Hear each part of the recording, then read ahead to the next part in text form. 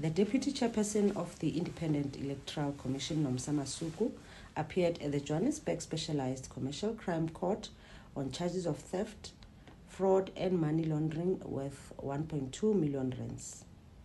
The charges relate to the time when Masuku was the head of Standard Bank's Corporate Social Investment Program, wherein the state alleges that between the period December 2012 and March 2013, 800,000 rands was transferred to the account of a second suspect in the matter without any authority. Furthermore, that Masuku awarded bursaries to ineligible beneficiaries, allegedly using the funds from the Adopt a School Scholarship Trust. The case was postponed to September the 4th, 2024, for the state to trace the outstanding suspect.